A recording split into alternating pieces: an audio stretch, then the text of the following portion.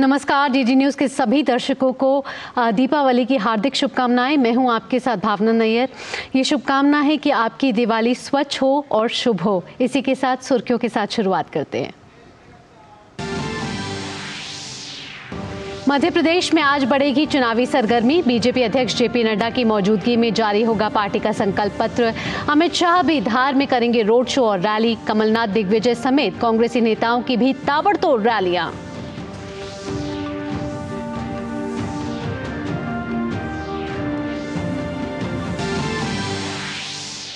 तेलंगाना के सिकंदराबाद में प्रधानमंत्री मोदी की आज शाम होगी चुनावी रैली। कांग्रेस ने भी कर्नाटक के मंत्रियों और नेताओं को प्रचार मैदान में उतारा। वहीं छत्तीसगढ़ में आज राजनाथ सिंह संभालेंगे मोर्चा।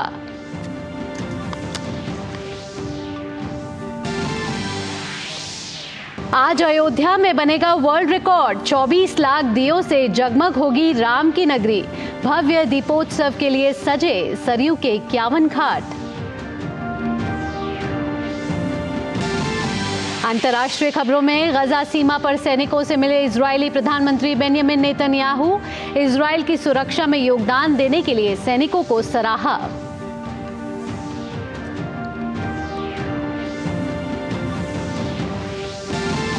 और खेल जगत में वर्ल्ड कप क्रिकेट में आज खेले जाएंगे 2 मुकाबले। पहला मुकाबला ऑस्ट्रेलिया बांग्लादेश और दूसरा इंग्लैंड पाकिस्तान के बीच।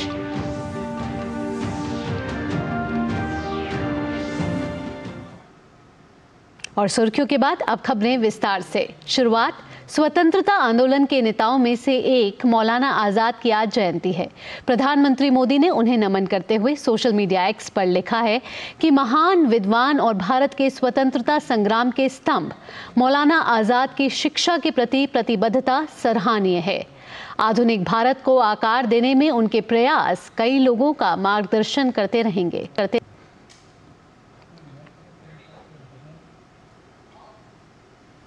आज आचार्य जेबी कृपलानी को उनकी जयंती पर भी नमन किया गया है। प्रधानमंत्री ने एक्स पर लिखा है कि मैं आचार्य जेबी कृपलानी को उनकी जयंती पर श्रद्धांजलि अर्पित करता हूं। उपनिवेशवाद के खिलाफ भारत की लड़ाई के एक सच्चे प्रकाश स्तंभ के रूप में उनका व्यापक रूप से सम्मान किया जाता है।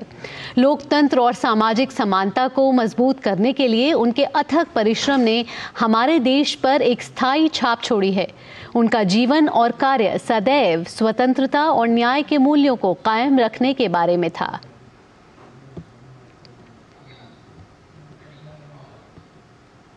और अब खबरें विधानसभा चुनावों से जुड़ी हुई और शुरुआत मध्य प्रदेश विधानसभा चुनाव की, जहां बीजेपी आज अपना संकल्प पत्र जारी करेगी। भाजपा के राष्ट्रीय अध्यक्ष जेपी नड्डा की मौजूदगी में संकल्प पत्र जारी होगा। माना जा रहा है कि इस संकल्प पत्र में पार्टी की ओर से महिला, युवा, किसान, शिक्षा और रोजगार से लेकर सभी वर्गों का विशेष ध्यान रखा गया है। मुख्यमंत्री शिवराज सिंह चौहान ने कहा है कि संकल्प पत्र मध्य प्रदेश को प्रगति के पथ पर और आगे ले जाएगा। एक समृद्ध और विकसित मध्य प्रदेश का और जनता के कल्याण का रोड मैप होता है संकल्प पत्र। अभी इस सरकार में हमने इस कार्यकाल में संकल्प पत्र के अतिरिक्त भी लाडली बहना जैसी योजना, मुख्यमंत्री सीखो कमाओ जैसी योजना भी अतिरिक्त रूप से बनाई। लेकिन आज जो संकल्प पत्र आएगा वो मध्य प्रदेश को प्रगति और विकास के पथ पर बहुत आगे ले जाने का हमारा विजन है। वहीं मध्य प्रदेश के धार जिले में आज केंद्रीय गृह मंत्री और भाजपा के वरिष्ठ नेता अमित शाह कई चुनावी कार्यक्रमों में भाग लेंगे। अमित शाह की पहली जनसभा मनावर विधानसभा में होगी। इसके बाद वे रथ सभा में शामिल होंगे। मनावर के बाद अमित शाह गंधवानी विधानसभा में रथ सभा में शामिल होंगे।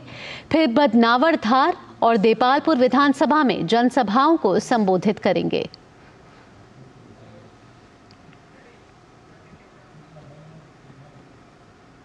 वहीं कांग्रेस का भी मध्य प्रदेश में धुआंधार प्रचार जारी है। कांग्रेस नेता कमलनाथ और दिग्विजय सिंह समेत कई नेता ताबड़तोड़ चुनावी रैलियां कर रहे हैं।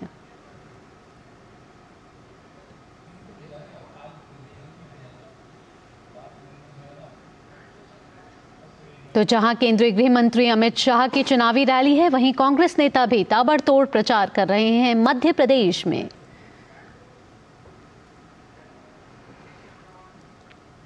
आपको बता दें कि मध्य प्रदेश में 230 विधानसभाओं में से करीब 30 विधानसभा सीट ऐसी हैं जहां महिला मतदाताओं की संख्या पुरुष मतदाताओं से ज्यादा है। कांग्रेस ने अपने वचन पत्र में नारी सम्मान योजना को प्राथमिकता दी है, तो वहीं भाजपा लाडली बहना योजना और नौकरियों में 35% आरक्षण के सहारे चुनावी मैदान में है। देखिए हमारे संवाददाता आदित्य श्रीवास्तव की यह खास रिपोर्ट।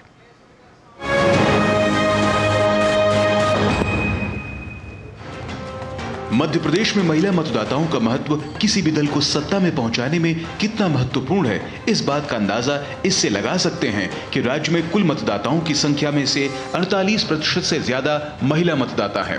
भाजपा और कांग्रेस चुनाव के कई महीनों पहले से ही इस वर्ग को साधने का प्रयास लगातार कर रही हैं। राज्य की भाजपा सरकार ने कुछ महीने पहले लाडली बहना योजना शुरू की, जिसके तहत पहले 1000 रुपए प्रति माह दिया गया, फिर 1250 रुपए किया गया। शिवराज सरकार इसे आगामी समय में 3000 रुपए तक ले जाने की बात कर रही है।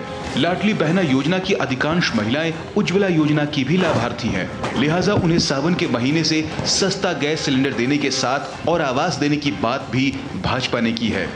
इतना ही नहीं, वन विभाग छोड़ सभी सरकारी नौकरियों में 35% आरक्षण भी शिवराज सरकार ने लागू किया है। इसके अलावा शिवराज सरकार ने हाल के दिनों में आंगनवाड़ी आशा कार्यकर्ताओं का मानदेय बढ़ाने के साथ बच्चियों को स्कूटी देने की शुरुआत भी की है। हमने हमेशा काम किया है, काम को बढ़ावा दिया है, महिलाओं के हित में काम किया है, फिर चाहे वो लाडली योजना हो, लक्ष्मी बहन योजना हो या फिर बच्चियों के सशक्तिकरण के लिए, उनकी पढ़ाई के लिए कार्य करना हो, ये सारे कार्य जो है भाजपा सरकार ने किए हैं। और भाजपा के राज में ही लाखों महिलाएं जो है आगे बढ़ रही हैं। उनके आत्मसम्मान को जो वर्चस्व मिला है, जिस तरीके से वो अभी डिजिटल पेमेंट के जरिए अपने खाते में 1250 रुपए पा रही है, उससे कहीं ना कहीं महिलाएं जो है वो आश्वस्त है और उनका साथ जो है भाजपा के साथ है। कांग्रेस अपने वचन पत्र में महिलाओं को 1500 रुपए प्रतिमाह देने, गैस सिलेंडर 500 रुपए में देने, बेटी विवाह योजना शुरू कर 1,01,000 रुपए देने, बोर्ड की मेरिट में आने वाली बालिकाओं को 2 लाख रुपए की सम्मान निधि देने समेत महिला उद्यमियों को 3% ब्याज दर पर ऋण उपलब्ध कराने की बात कर रही है। महिलाओं का यही है, देखिए एक तो गैस सिलेंडर का, बिजली के, ये महिलाएं कहीं ना कहीं इन सारे मुद्दों से कनेक्टेड है, क्योंकि वो घर चलाती हैं, गृहिणी है। तो बेरोजगारी, महंगाई, हम उनको गैस सिलेंडर जो है वो 500 रुपये में उपलब्ध कराएंगे, फ्री बस सेवा भी महिलाओं को देंगे, शिक्षा के अधिकार देंगे, और जो स्कूल में भी जो बच्चियां हैं उनको 2 लाख तक की स्कॉलरशिप का भी मुख्यमंत्री कमलनाथ जी ने उसमें वचन पत्र में दिया हुआ है। महिला मतदाता चाहती कि जो भी सरकार बने वो महिलाओं की शिक्षा और सुरक्षा के साथ ग्रामीण क्षेत्र की महिलाओं को सशक्त बनाने पर काम करे। जो भी सरकार आए वो महिलाओं के हित में काम करे। गांव-गांव तक जो महिलाएं हैं, जिन तक सुविधाएं नहीं पहुंच रही हैं, उन तक वो सुविधाएं पहुंचाएं। महिलाओं की शिक्षा के प्रति उनके कार्य होना चाहिए, महिलाओं को आगे बढ़ाने के लिए होना चाहिए। उनके लिए अगर वो चुनाव में भी आना चाहती हैं तो उनको मतलब प्रोत्साहन देना चाहिए सरकार को। उधर राजनीतिक विश्लेषक मानते हैं कि लाडली बहना योजना, नौकरी में 35% आरक्षण जैसी चुनाव से पहले भाजपा ने जो घोषणाएं की हैं उनको पूरा कर दिया है। ऐसे में कांग्रेस को महिलाओं में अपने वचनों पर भरोसा पैदा करना थोड़ा कठिन हो रहा है। कांग्रेस को अभी इसमें ये साबित करना होगा कि जो उसने घोषणाएं या योजनाएं बताई हैं, जो उन्होंने घोषणाएं की है, क्या वो वाकई उन्हें अमली जामा पहना पाएगी। तो इस लिहाज से अगर देखें तो बीजेपी का पलड़ा फिलहाल थोड़ा भारी नजर आता है। गौरतलब है कि मध्य प्रदेश में कुल मतदाताओं की संख्या 5,60,60,925 में से महिला मतदाता 2,72,33,945 हैं। ऐसे में आधी आबादी को अपने पक्ष में करना सभी दलों की मजबूरी भी है। अब देखना होगा कि मध्य प्रदेश की महिला मतदाता इस बार के विधानसभा चुनाव में डबल इंजन की सरकार के साथ जाती हैं या फिर कांग्रेस का हाथ थामती हैं। डीडी न्यूज के लिए भोपाल से आदित्य श्रीवास्तव की रिपोर्ट।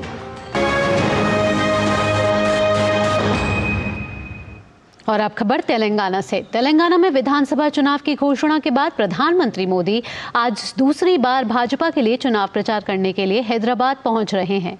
आज शाम 5 बजे सिकंदराबाद के परेड ग्राउंड में उनकी जनसभा होगी। तेलंगाना में 30 नवंबर को विधानसभा चुनाव के लिए मतदान होंगे। इससे पहले जब प्रधानमंत्री ने हैदराबाद में बीजेपी के पक्ष में चुनावी रैली की थी तो उन्होंने विरोधी दलों को आड़े हाथों लिया था।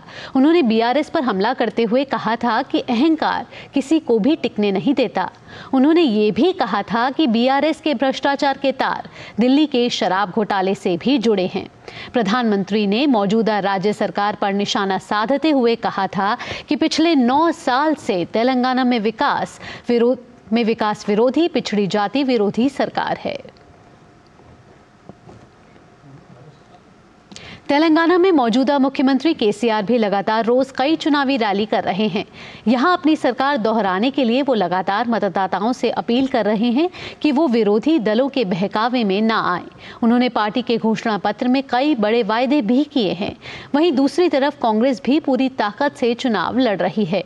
खुद कई दिनों तक कांग्रेस नेता राहुल गांधी ने तेलंगाना में मोर्चा संभाल रखा था और अपनी रैलियों में बीआरएस, बीजेपी और एआईएमआईएम पर मिलकर काम करने का आरोप लगाया। अब कांग्रेस ने यहां कर्नाटक के 10 मंत्रियों और 48 वरिष्ठ नेताओं को चुनाव प्रबंधन के लिए उतार दिया है। कांग्रेस के मुख्यमंत्री सिद्धारमैया और उप मुख्यमंत्री डीके शिव कुमार तेलंगाना में चुनावी अभियान में नेतृत्व कर रहे हैं। तेलंगाना में 30 नवंबर को मतदान होना है। जहां छत्तीसगढ़ विधानसभा चुनावों की बात करें तो यहां दूसरे चरण के लिए सभी दलों का प्रचार अभियान तेजी से जारी है। रक्षा मंत्री और भाजपा के वरिष्ठ नेता राजनाथ सिंह आज छत्तीसगढ़ के चुनावी दौरे पर रहेंगे। राजनाथ सिंह सरगुजा संभाग में बड़ी जनसभाओं को संबोधित करेंगे। यहां वो सीतापुर के हाईस्कूल मैदान में भाजपा प्रत्याशी रामकुमार टोप्पो के पक्ष में आम सभा को संबोधित कर चुनाव प्रचार करेंगे। इसके अलावा दुर्ग जिले की पाटन विधानसभा में भी वे रैली होगी। पाटन वो सीट है जहां मौजूदा मुख्यमंत्री भूपेश बघेल का अपने ही भतीजे और बीजेपी प्रत्याशी विजय बघेल के साथ मुकाबला है। इसी सीट पर पूर्व मुख्यमंत्री अजीत जोगी के बेटे अमित जोगी भी चुनाव लड़ रहे हैं। पाटन के बाद मनेंद्रगढ़ जिले के सलगावान कला में भी राजनाथ की रैली होगी।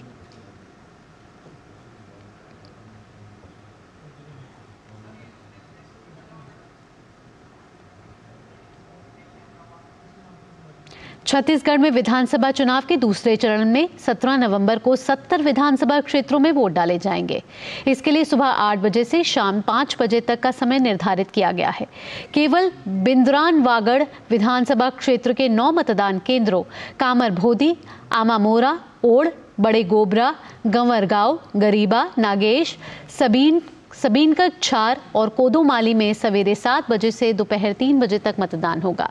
दूसरे चरण में मतदान वाले 70 विधानसभा क्षेत्रों में कुल 958 उम्मीदवार मैदान में हैं। दूसरे चरण में राज्य के कुल 1,63,14,479 मतदाता अपने मताधिकार का इस्तेमाल करेंगे।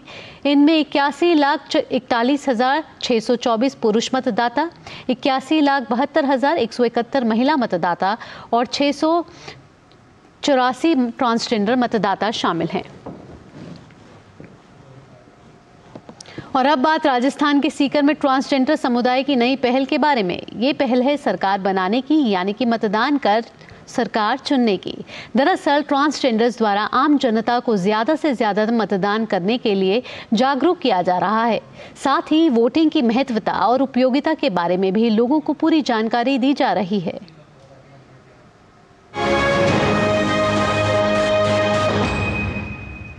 हम भारत के नागरिक लोकतंत्र। राजस्थान के सीकर जिले के ट्रांसजेंडर समुदाय का ये शपथ है लोकतंत्र के उत्सव में जन भागीदारी बढ़ाने का, ज्यादा से ज्यादा मतदान के लिए लोगों को जागरूक करने का, ताकि लोकतंत्र को मजबूत किया जा सके।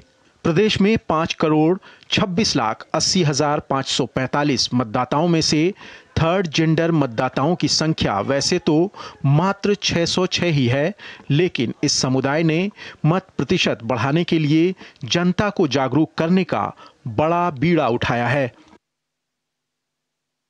25 नवंबर को विधानसभा के एमएलए के चुनाव हो रहे हैं, उसमें आज हमारा एक किन्नर समाज भी, जिसको कि पीछे से कई सालों से कुछ अलग ही तरीके से नज़रिए से देखा जाता था, और आज हमें वो भी अधिकार, वो अथॉरिटी मिली है समाज के अंदर कोर्ट के अकॉर्डिंग कि हम भी अपना मतदान कर सके। मैं सीकर की जनता से और राजस्थान की जनता से मैं हाथ जोड़ के निवेदन करती हूँ कि अपना कीमती समय निकाल के वोट डालिएगा विधानसभा आने वाले 25 नवंबर को। सीकर जिले में ये ट्रांसजेंडर जनता को वोटिंग की महत्ता और उपयोगिता के बारे में जानकारी दे रहे हैं, क्योंकि एक एक वोट लोकतंत्र को मजबूत बनाने के लिए बेहद जरूरी है। ट्रांसजेंडर समूह जो है उनको बुला के उनको अवेयर किया गया कि कितना ज़रूरी है एक एक वोट। सभी ने प्रतिज्ञा ली, सभी ने मतदान देने की शपथ ली, और इसी के तहत हम आशा करते हैं कि सीकर 100% मतदान के लक्ष्य को पूर्ण करेगा। राजस्थान की सभी सीटों के लिए 25 नवंबर को वोट डाले जाएंगे।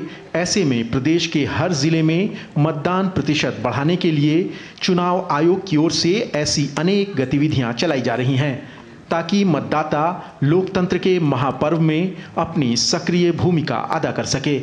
सीकर से डीडी न्यूज़ के लिए सुनील परमुवाल की रिपोर्ट। तमिलनाडु के थिरुपाथुर में एक भीषण सड़क हादसा हुआ है, जिसमें एक बस और निजी वाहन की टक्कर में 5 लोगों की मौत हो गई है। पुलिस ने हादसे को लेकर मामला दर्ज कर लिया है। साथ ही पुलिस यह पता लगा रही है कि हादसा कैसे हुआ है।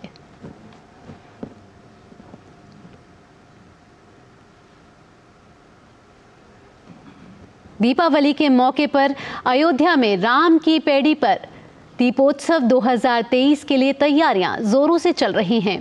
राम की नगरी अयोध्या दीपोत्सव के लिए पूरी तरह से तैयार है। हर साल की तरह इस साल भी एक नया रिकॉर्ड बनाने की तैयारी पूरी हो चुकी है। दिवाली की पूर्व संध्या पर सरयू तट के 51 घाटों पर 24 लाख से अधिक दिए जलाकर शहर को रोशन किया जाएगा। यहाँ musical light and laser show से अयोध्या की मनमोहक झलकियां प्रस्तुत की जाएंगी, जिसमें 3D holography, projection mapping, intelligent lighting, thematic gates, artistic installations, choreography, musical green firecracker show आकर्षण का केंद्र होंगे। इसके अलावा प्रदेश स्तर पर 21 रामलीला होंगी, जो लगातार 3 दिनों तक संचालित होंगी। राम मंदिर निर्माण से पहले इस साल हो रहे दीपोत्सव की बात ही कुछ और है। देश भर से हजारों कलाकार यहां अपनी मनमोहक प्रस्तुति देने के लिए उतावले हैं।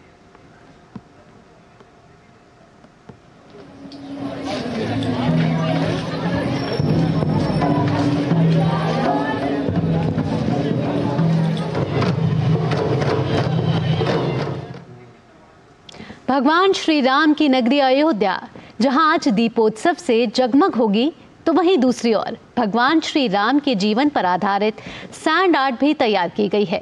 सैंड आर्टिस्ट रुपेश सिंह ने भरत मिलाप और भगवान श्री राम की भव्य कलाकृति को सैंड आर्ट के माध्यम से प्रकाशित किया है। वहीं ललित कला अकादमी के छात्रों ने भगवान श्री राम के बालकाल से लेकर लंका विजय तक के सफर को सैंड आर्ट के माध्यम से दर्शाया है।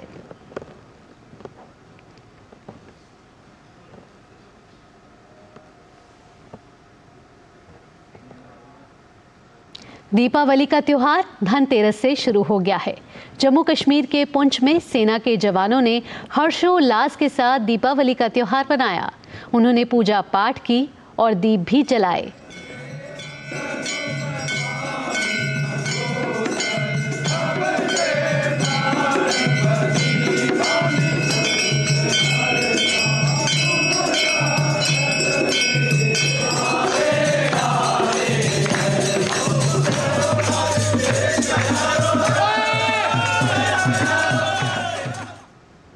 एम्स के बर्न और प्लास्टिक विभाग के डॉक्टरों का कहना है कि आतिशबाजी के साथ दीपावली की शाम लक्ष्मी पूजन और दीप मालिका के समय भी लोगों को खास ध्यान देने की जरूरत है। एम्स का एक अध्ययन बताता है कि पटाखों से ज्यादा दियों की वजह से लोगों की सबसे अधिक जलने से मौत हुई है। कैसे सुरक्षित दीपावली मनाएं और जल जाने पर क्या करें, इन सब पर एम्स के बर्न और प्लास्टिक विभाग के प्रमुख डॉक्टर मनीष सिंघल से खास बातचीत की हमारे संवाददाता नितेंद्र सिंह ने। दीपावली का वक्त है और ऐसे में कई लोगों को जलने की खबर आती है, तो उसको लेकर के एम्स के बर्न एंड प्लास्टिक विभाग में क्या व्यवस्था है और क्या सावधानी बरतनी चाहिए, इसके लिए इस पर बात करने के लिए हमारे साथ डॉक्टर मनीष सिंघल हैं जो प्रमुख हैं इस संस्थान के। तो डॉक्टर साहब, क्या तैयारी है बर्न एंड प्लास्टिक विभाग में, चूँकि हम दीपावली देख रहे हैं क्या आ रहा है और जलने की बहुत खबरें आती हैं? देखिए, दिवाली पे जलने की बहुत खबरें आती हैं हमारे पास, और हम तैयारी जो हमारी बड़ी रूटीन है इसकी, हम सारा अपना स्टॉक रेडी करते हैं। हमारे सारे डॉक्टर्स अवेलेबल होते हैं, जो इस बीच में नए डॉक्टर आते हैं, नर्सेज आती हैं, उनको हम ट्रेन करते हैं कि कैसे इसको हैंडल करना है। और हम जो इमरजेंसी उसके एरिया को बड़ा कर देते हैं, हम एक्स्ट्रा उसमें ड्रेसिंग रूम खोल देते हैं अपने लिए, और टीम बड़ी हो जाती है और ज़्यादा ट्रेंड लोगों को रखते हैं, और बेड हम थोड़े से खाली रखते हैं उनको एकोमोडेट करने के लिए। कई लोग पटाखे जलाते हैं, तो ऐसे में उनको क्या सावधानी बरतनी चाहिए? देखिए, पटाखे जब आप जलाते हैं तो हम सबको पता है कि बच्चों को पटाखे नहीं जलाने चाहिए। फूलझड़ी जो है उनको हमको वापस ठंडे पानी में डालनी चाहिए। अनार को हमको आंखों के सामने नहीं जलाना चाहिए। आइडियली तो पटाखे को जलाने ही नहीं चाहिए, लेकिन कुछ क्रैकर्स हैं जो गवर्नमेंट ने अप्रूव किया, अगर आप जलाएं उनको, और सुपरविजन में जलाने चाहिए। जो हाथ में पटाखे कभी नहीं जलाने चाहिए, हमको एक पास में बाल्टी रखनी चाहिए, और अगर बाय द वे आपको फिर भी इंजरी हो जाए तो आपको जो है वो उसके नॉर्मल पानी रूम टेम्परेचर पे जो पीने होंगे उसमें करीब 20 मिनट के लिए आपको रखना चाहिए और इमीडिएटली अस्पताल लाना चाहिए आपको। कई लोग बहुत मिथ है कि जलने के बाद पानी में हाथ नहीं डालना चाहिए या जलने की जगह पे पानी नहीं डालना चाहिए, तो इसमें आप क्या कहेंगे और जलने के बाद लोग क्या करें, ये सावधानी क्या? देखिए, ये बिल्कुल ठीक कह रहे हैं, मिथ है कि पानी नहीं लगना चाहिए, लेकिन है बिल्कुल उसका उल्टा। ये साइंस के द्वारा प्रूवन है। जो हीट है आपकी उंगली को, अगर अंदर गर्माई रहेगी तो डीप कर देगा उस बर्न को, मतलब बर्न की सीवियरिटी को बढ़ा देगा। तो बिल्कुल पानी में ही रखना है उसको करीब 20 मिनट के लिए। और पटाखों के अलावा मेरी ये भी रिक्वेस्ट है कि शाम को जो पूजा का टाइम है उसमें जो दिए आप जलाते हैं उनसे भी हम लोग को काफ़ी बर्न मिलते हैं, क्योंकि जब दिए होते हैं और आप थोड़े लटकते हुए कपड़े पहनते हैं और सिंथेटिक कपड़े पहनते हैं, और दिया आपका जो दुपट्टे में या किसी कुर्ते में आपका दिया लग जाता है, तो इस तरीके के बर्न भी बहुत कॉमन है, जो कि लोगों को नहीं लगता। लोग सिर्फ पटाखे से उसको एट्रीब्यूट करते हैं, लेकिन हमने लास्ट ईयर जो स्टडी किया, आपको बड़ा आश्चर्य होगा कि ज़्यादा पटाखों के बर्न थे, लोकल हाथ की इंजरी बहुत हुई, बहुत सारे लोगों के हाथ भी खराब हो गए, लेकिन जो लाइफ थ्रेटनिंग बर्न थे, जिनमें जान को खतरा था, वो दिए की वजह से ज़्यादा थे। और सर, पोल्यूशन भी है, तो क्या ऐसे में लगता है कि स्किन पर भी उसका असर पड़ता है? देखिए, पोल्यूशन, देखिए आपके जो अब हम देखते हैं PM 2.5, PM 10, जो छोटे छोटे पार्टिकल हैं, अगर आपकी जो स्किन है उसमें जो पोर्स में घुस जाते हैं तो अंदर जाके वो केमिकल रिएक्शन करते हैं, उससे आपकी स्किन का जो कोलेजन है वो डैमेज होता है, आपकी एजिंग ज़्यादा हो सकती है। तो जो पोल्यूशन है और जो स्मोक है वो डेफिनेटली आपकी स्किन को नुकसान पहुँचाती है और आपको अवॉइड करना चाहिए। तो निश्चित तौर पे डॉक्टर साहब का ये कहना है कि आप दिवाली के वक्त पटाखे जो सरकार की तरफ से अप्रूव्ड है वो छोड़ें और किसी की निगरानी में छोड़ें, साथ ही साथ सावधानी बरतें, नहीं तो जलने का खतरा है, और जलने के बाद क्या करना है ये भी डॉक्टर साहब ने बताया है। कैमरामैन नवीन के साथ नितेंद्र सिंह, DD न्यूज़, दिल्ली। चलिए बढ़ते हैं अगली खबर की ओर। केरल का कोझिकोड साहित्यिक श्रेणी के तहत यूनेस्को क्रिएटिव सिटीज नेटवर्क में शामिल होने वाला भारत का पहला शहर बन गया है। यह मान्यता न केवल शहर की मलयालम साहित्य की समृद्ध परंपरा का प्रमाण है, बल्कि सतत विकास में इसके महत्वपूर्ण योगदान को भी उजागर करती है।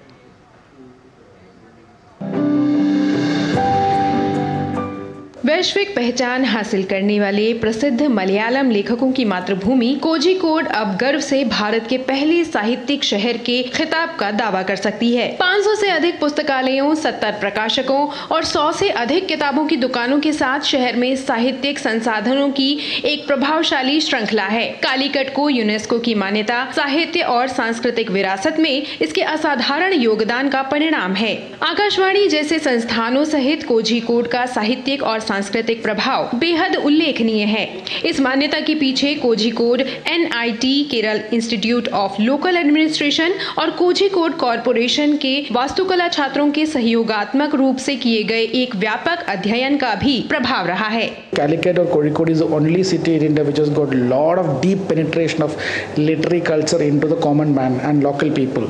That's one of the biggest asset the city has got, probably compared to many other cities of India or the world. Okay, that probably probably is one of the, and alternatively, Calicut is also one of the city with largest number of library resources, literary resources, publishing house, etc.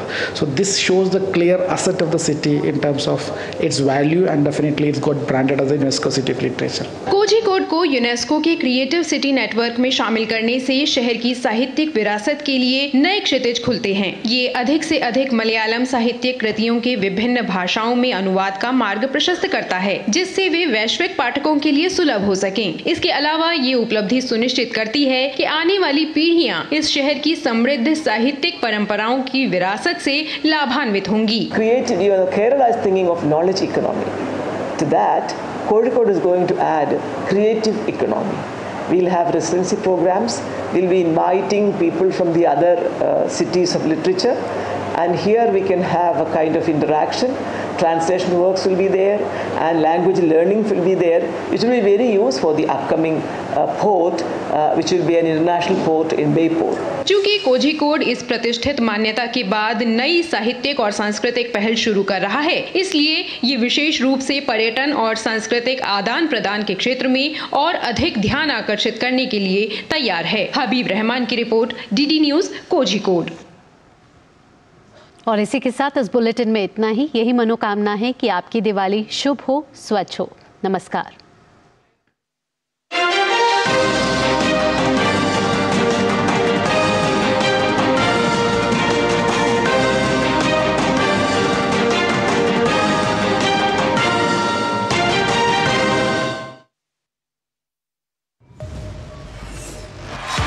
Bharat में cricket का महाकुंभ 19 नवंबर को मिलेगा cricket का नया विश्व champion. क्या team India खत्म करेगी 12 साल का सूखा, या कोई नई टीम मारेगी बाजी? डीडी न्यूज पर हर गेम का रोमांच, विशेषज्ञ करेंगे जीत हार का विश्लेषण। देखिए महामुकाबले की मेगा कवरेज सिर्फ डीडी न्यूज पर। क्या लगता है तुम लोगों को कि हम बस इतने से हथियारों से अंग्रेजों का मुकाबला कर लेंगे? सर, ये इंडियंस को लगता है कि ये बहुत स्मार्ट हैं। ये हमारे ब्रिटिश किंगडम को उखाड़ के फेंकने का प्लान बना रहे हैं। ये रही आपकी योजना राम प्रसाद जी। हम इन पैसों का करेंगे क्या? अधिक से अधिक हथियार खरीदेंगे। मैं ब्रिटिश साम्राज्य का सर्वनाश चाहता हूँ और इस देश में स्वराज्य लाना चाहता हूँ। वंदे मातरम, वंदे मातरम। स्वराज में देखिए क्रांतिकारी राम प्रसाद बिस्मिल की महान गाथा। देखिए स्वराज प्रत्येक रविवार प्रातः 9 बजे, पुनः प्रसारण रात 9 बजे, सिर्फ डीडी नेशनल पर। देश का पहला चैनल, देश का अपना चैनल। इस बार तेजस्विनी में करवाएंगे आपकी मुलाकात एशियाई खेलों में खेल का मैदान फतह कर देश के लिए स्वर्ण पदक जीतने वाली महिला खिलाड़ियों से। इस जीत के मायने बहुत बड़े हैं। गांव में लोअर टी शर्ट पहनना लड़की के लिए एक बहुत बड़ी बात होती है, उसको दूसरी नजर से देखते, तो वहां से निकल के आना और यहाँ तक पहुँचना मेरे लिए बहुत बड़ी बात है। मुझे बहुत कुछ करना है और मुझे घर से और इस माहौल से मुझे बाहर निकलना, तो यहीं से मेरी जैवलिन की शुरुआत हुई। मुझे इतना अच्छा लग रहा था, इतना प्राउड फील हो रहा था जब अपने देश का झंडा ऊपर जा रहा था। जैसे कि अभी हम मेडल जीत के आए हैं तो वो बोल रहे हैं कि हाँ हमें भी अपनी लड़की को स्पोर्ट्स कराना है, तो मतलब इतना नजरिया चेंज हो गया ना उनका।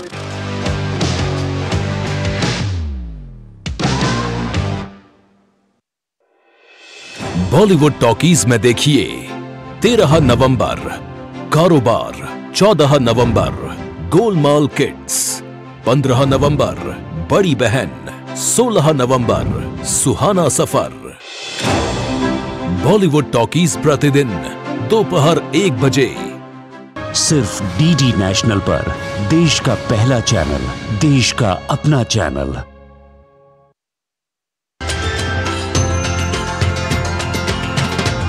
एक भारत श्रेष्ठ भारत के इस खास कार्यक्रम में हम बात कर रहे हैं दीपों के पर्व यानी दीपावली की। जैसे दीपक हमारे अंधकार को दूर करता है, वैसे ही हमें भी इस दीपक से सीखकर हमारे अंदर जो अंधकार है उस अंधकार को हमें दूर करने का प्रयास करना चाहिए। वर्षों वर्ष से मेरी दीपावली का प्रकाश आपके बीच है।